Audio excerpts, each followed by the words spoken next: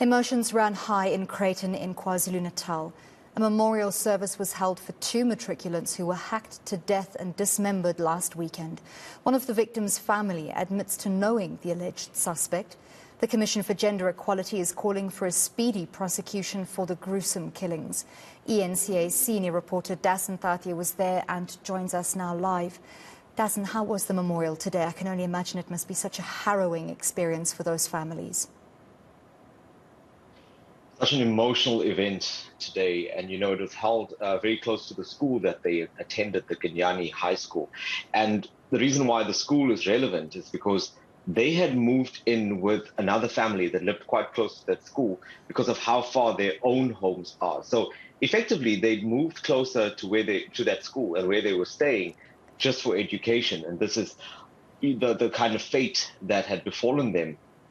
This young man, who many people in the community knew, for some reason or the other, decided to come there on that day, first try to cut the electricity, and then went to their room and proceeded to use an axe to kill them. And it's left many people in that community scarred, particularly the pupils that they had attended grade 12 with.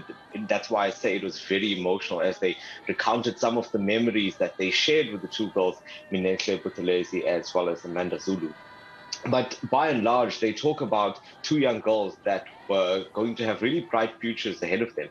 Very smart young ladies that were interested in school, great personalities, humble young girls. And that was the sentiment that was shared by all of those who spoke. We did record some of those tributes that they paid to the girls at the memorial. Let's listen into some of those.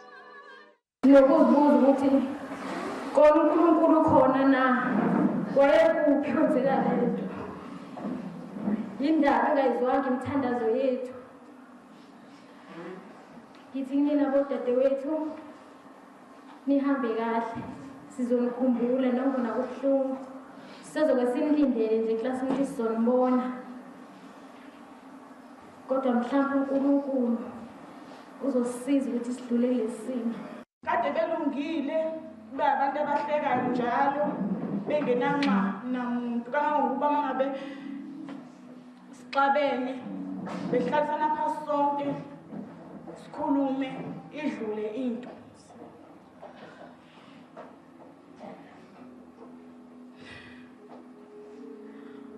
Ngabashila umqashweni ngomgqibelo umuntu ozobuya ntambama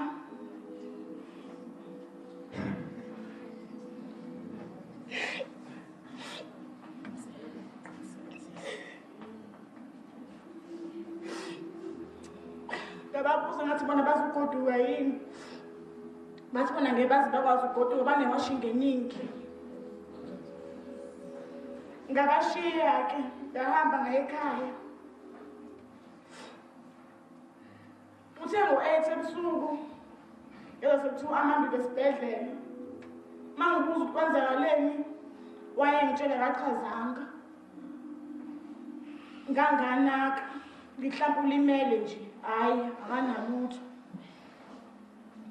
emva kwaloko ekuseni mase ngithi ngiyangena kuFacebook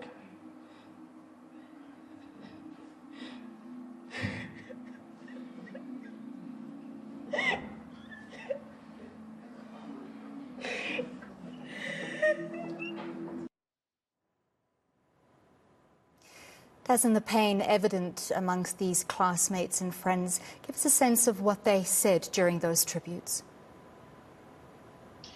Well, many of them saying, and you would have heard it there as well, talking about how they're going to miss the presence of the girls at school and how they're in absolute disbelief at how they met their end.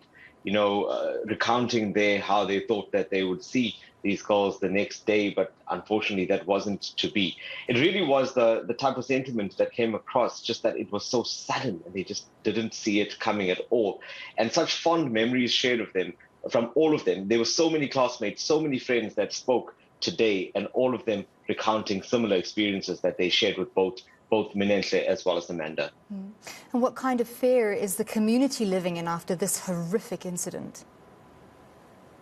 Well, that's the other theme that emerged during that memorial. So there were local government leaders there, principal, the teachers, as well as parents and other residents and pupils from the school that had gathered.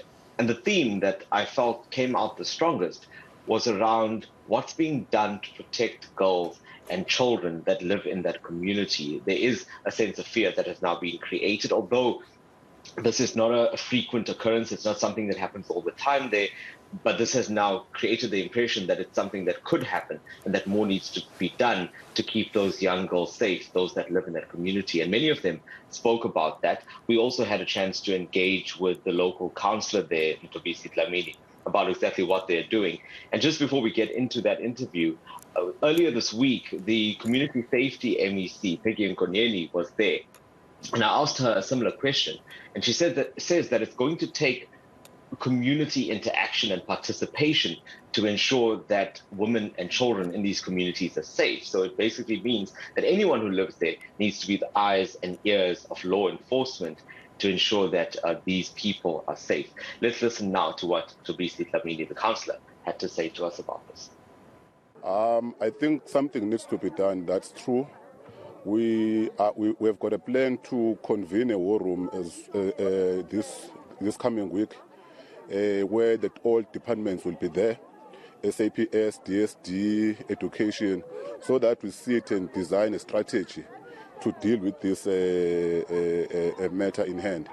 We trust that when we meet, we will be able to come up with good strategies that will deal with this matter in hand, because it's a matter that is new in the area.